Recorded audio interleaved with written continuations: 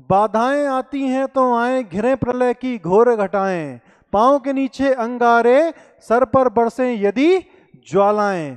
निज हाथों में हंसते हंसते, निज हाथ मतलब खुद के अपने हाथों में हंसते हंसते आग लगाकर जलना होगा, कदम मिलाकर चलना होगा, कदम मिलाकर चलना होगा। मैं सरांश हरी, नमस्कार प्यारे दोस्तों, आपका स्वागत करता हूं ब्रिगेडियर डिफेंस एकेडमी के चैनल के माध्यम से। आज हम करंट अफेयर के एक विषय सुशासन दिवस के बारे में बात करने वाले हैं।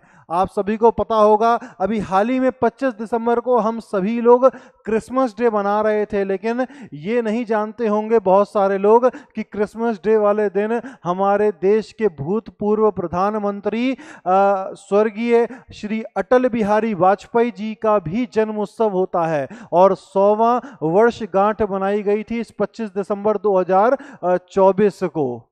तो इसके साथ साथ आपको एक और चीज जानकारी दे दूं, अटल बिहारी वाजपेयी जी का जन्म उत्सव तो होता ही है, साथ में उसी दिन तुलसी दिवस भी मनाया जाता है। तो चलिए आज हम बात करने वाले हैं सुशासन दिवस के बारे में, गुड गवर्नेंस डे के बारे में। और क्या है ये गुड गवर्नेंस डे, इसके बारे में जानेंगे, इसका बैकग्राउंड जानेंगे, किसने इसकी शुरुआत की, कब इसकी शुरुआत हुई है ना, किस वजह से, इसका क्या उद्देश्य रहा है इसकी शुरुआत करने का, तो ये भी आज हम लोग जानेंगे। तो सबसे पहले जानते हैं कि इसका क्या बैकग्राउंड था। तो सबसे पहले बैकग्राउंड में आता है कि इस दिन का उद्देश्य सिविल सेवकों के बीच सुशासन की प्रथा को बढ़ावा देते हुए सरकारी जवाबदेही और प्रभावी प्रशासन के बारे में नागरिकों के बीच जागरूकता बढ़ाना है। इस उद्देश्य क्या है सुशासन दिवस का? उद्देश्य है कि सिविल सेवकों के बीच मतलब सिविल सर्वेंट के बीच में सुशासन, गुड गवर्नेंस की प्रथा को बढ़ावा देने का काम है।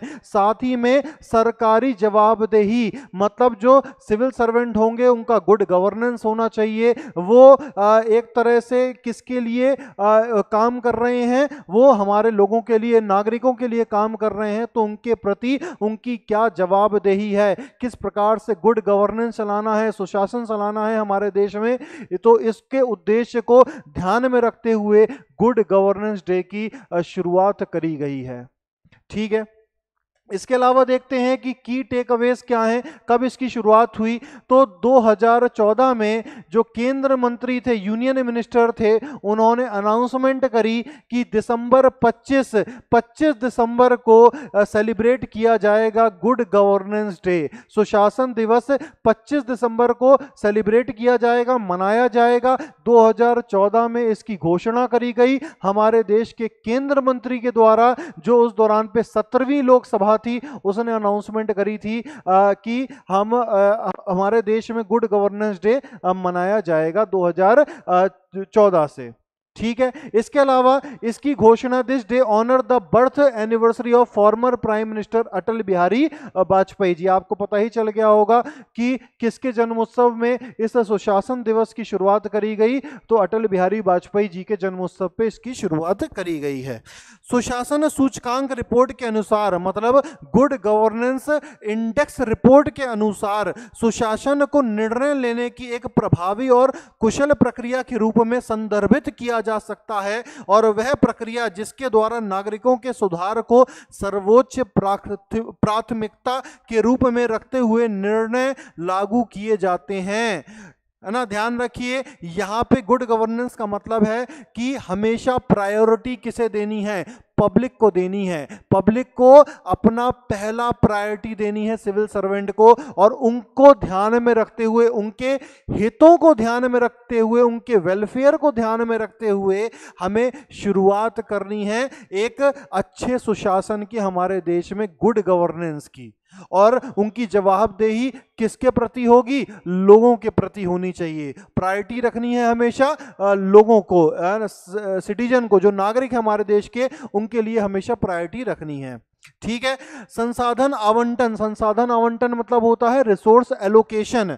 औपचारिक प्रतिष्ठानों का निर्माण, नियम और विनियम स्थापित करना आदि इस लक्ष्य को प्राप्त करने का हिस्सा है। मतलब रिसोर्स एलोकेशन पे ध्यान देना है, फॉर्मर एस्टैब्लिशमेंट करना है संस्थाओं का, रेगुलेशंस लाने हैं, अधिनियम लाने हैं, एक्ट लाने हैं, रूल्स लाने हैं। तो किस प्रकार से गुड गवर्नेंस के तहत ये सब किया जाना चाहिए, इसका उद्देश्य को ध्यान में रखते हुए 2014 25 दिसंबर में इसकी शुरुआत करी गई गुड गवर्नेंस डे की।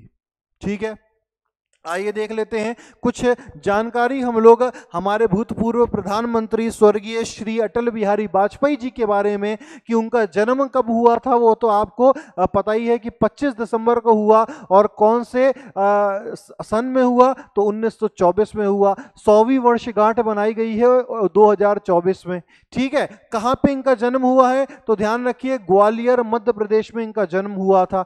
इसके अलावा आपातकाल के बाद मोरारजी देसाई, ध्यान रखिए मैं आपको इस पॉइंट के माध्यम से यह बता रहा हूं कि उनका सबसे पहला प्रमुख राष्ट्रीय पद कौन सा था। जो सबसे बड़े राष्ट्रीय पद पे ये रहे हैं पहली बार अटल बिहारी वाजपेयी जी, और उन्होंने उस पद के माध्यम से ख्याति बहुत प्राप्त करी। तो पहली बार वो राष्ट्रीय पद इनको कब मिला था, तो मोरारजी देसाई जी की सरकार आई थी आपातकालीन स्थिति लगने के बाद, हट गई थी जब आपातकालीन स्थिति, नेशनल इमरजेंसी जो इंदिरा गांधी सरकार ने लगाई थी 1975 से 77 के बीच में।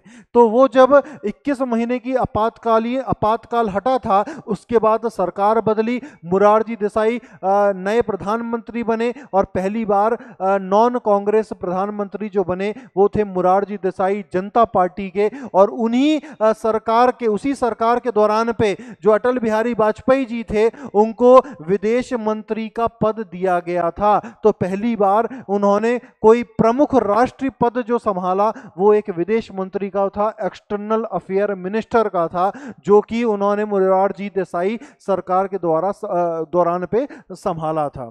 इसके अलावा हालांकि उन्होंने इस्तीफा दे दिया था, क्योंकि 1980 में मोरारजी देसाई जी की सरकार गिर गई थी, तो सभी लोगों ने, सभी केंद्रीय मंत्रियों को इस्तीफा देना पड़ा।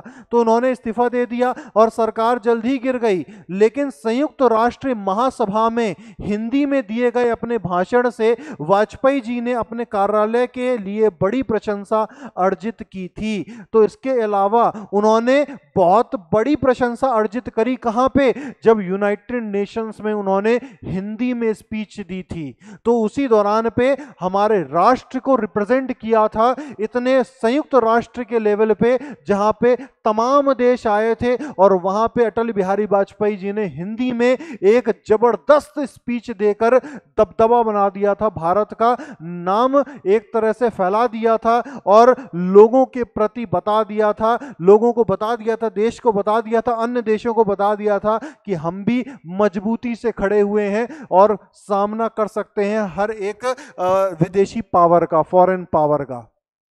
ठीक है, आइए, यह पहली बार 1996 में 16 दिनों के लिए प्रधानमंत्री बने।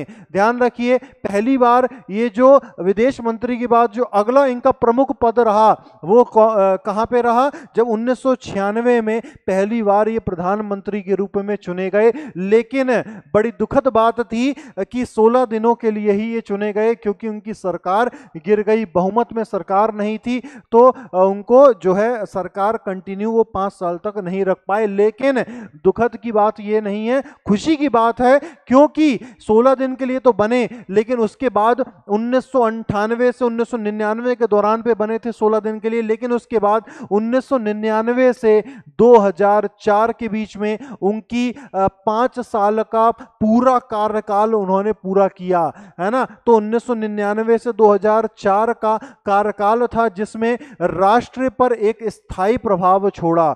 बहुत बड़े बड़े इन्होंने योजनाएं लेकर आए, है ना, बहुत इन्होंने काम किया उस दौरान पे। उस दौरान पे हम कह सकते हैं कि राइट टू एजुकेशन, आपको पता होगा, शिक्षा का अधिकार उन्हीं के कार्यकाल के दौरान पे आया। शिक्षा का अधिकार क्या था बेटा? आर्टिकल अनुच्छेद 21A में आप लोग पढ़ते हैं कि शिक्षा का अधिकार मौलिक अधिकार भी है और मौलिक कर्तव्य भी है। तो ये किसके कार्यकाल के दौरान पे आया? अटल बिहारी वाजपेयी जी के कार्यकाल के दौरान पे आया। इसके अलावा आपको पता होगा मनरेगा भी उसी दौरान पे, इन्हीं के कार्यकाल के दौरान पे आया। प्रधानमंत्री सड़क योजना, ये एक बहुत महत्वपूर्ण रही है इनके कार्यकाल के दौरान पे। ये योजना, ये एक पॉलिसी बहुत महत्वपूर्ण रही है जिसने हमारे पूरे देश में एक रोड कनेक्टिविटी जोड़ना शुरू कर दी, है ना। जो बड़े बड़े शहर थे, बड़े बड़े जो टाउन थे, उनको कनेक्ट किया हमारे ग्रामीण इलाकों से, है ना। तो 2002 के आसपास मनरेगा भी आया, जिसमें लेबर को बड़ा ही महत्व मिलता है। वहाँ पे डेली वेजेस वर्कर को बड़ा महत्व मिलता है, अनस्किल्ड लेबर को बड़ा महत्व मिलता है।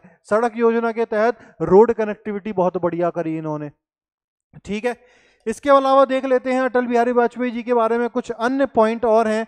उनके कार्यकाल में पश्चिम की आलोचना के बावजूद भारत औपचारिक रूप से परमाणु शक्ति बन गया। ये तो आपको पता भी होगा, जॉन अब्राहम की मूवी आपने देखी होगी परमाणु, है ना। और पोखरन जो मूवी आई थी, उस पोखरन मूवी में हमारा भारत को न्यूक्लियर पावर बनाने का काम अटल बिहारी वाजपेयी की सरकार के दौरान ही किया गया था। और ये कब किया गया था बेटा? 1998 में पोखरण द्वितीय, क्योंकि पहला तो जो था वो फेल हो गया था, और द्वितीय में उन्होंने जो दूसरी बार टेस्ट किया उसमें हम लोग सक्सेसफुल हो गए थे। और उस दौरान पे जो अन्य देश थे, फॉरेन पावर थी, यूएस इंक्लूडिंग यूएस, वो हमारे देश की बड़ी आलोचना कर रहा था। कोई हमें बनाने नहीं दे रहा था, न्यूक्लियर पावर बनने नहीं दे रहा था। लेकिन अटल बिहारी वाजपेयी जी ने सुनिश्चित किया कि वो अपने देश को न्यूक्लियर पावर बनाएंगे, ताकि हमें विदेशी देशों के सामने झुकना ना पड़े और दबाया ना जाए हमको, ठीक है। तो इसके अलावा पाकिस्तान के साथ युद्ध भी इनके दौरान पे हुआ। कारगिल युद्ध जब हुआ था 1999 में, जिसमें भारत ने बहुत बड़ी जीत हासिल करी थी। इसके अलावा शांति का भी सामना किया उन्होंने, सिर्फ युद्ध नहीं किया पाकिस्तान के साथ, उन्होंने शांति समझौता बनाने की भी कोशिश करी पाकिस्तान के साथ।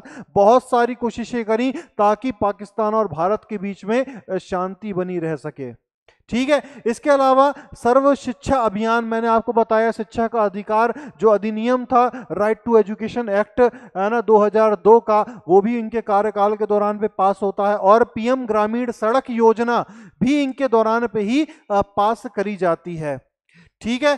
पर विदेशी निवेश और अंतर्राष्ट्रीय संबंधों में एक युग में विशेषकर अमेरिका के साथ शुरुआत करी। हमने बहुत बड़े लेवल पे अमेरिका के साथ एक संधि करी, संधि कह सकते हैं, या एक अंडरस्टैंडिंग बनाई, और ताकि हम लोग विदेशी निवेश को बढ़ावा दे सकें। और अंतर्राष्ट्रीय संबंध हमने अमेरिका के साथ बहुत बढ़िया बनाए उस कारगिल युद्ध के बाद से, ठीक है। आई होप आपको यहां तक कोई डाउट नहीं होगा।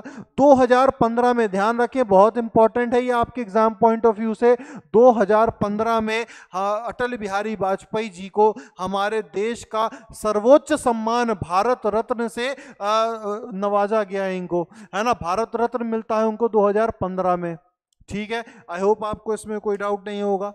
आइए आखिरी में देख लेते हैं कि जब प्रधानमंत्री नरेंद्र मोदी ने 2014 में नए सुशासन दिवस की घोषणा करी, तो दो प्राथमिकताएं थी, है ना। तो ध्यान रखिए, दो उद्देश्य थे, दो एक तरह से हमारे पास प्राथमिकताएं थी।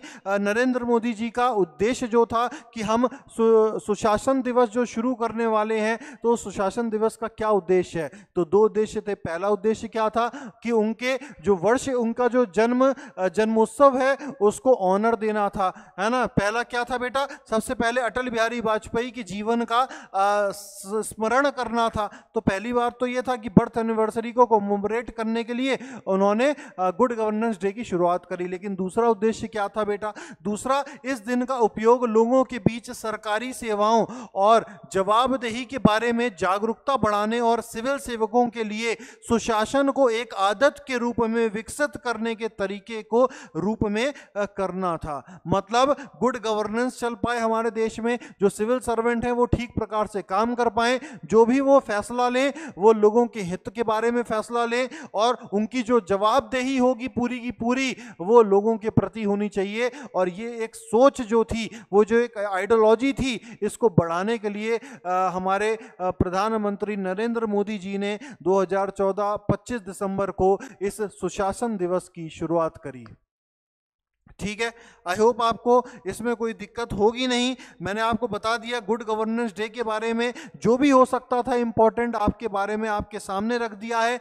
और उम्मीद करता हूं आपको यह वीडियो पसंद आई होगी और आगे भी मैं ऐसे ही वीडियो आपके लिए लाता रहूंगा। लेकिन उसके लिए आपको हमारे चैनल को सब्सक्राइब करना होगा, वीडियो को लाइक करना होगा और शेयर करना होगा अपने दोस्तों के साथ। तो मिलते हैं हमारे एक नए विषय के साथ नए सवेरे में। जब तक अपना ख्याल रखें। जय हिंद, जय भारत प्यारे दोस्तों।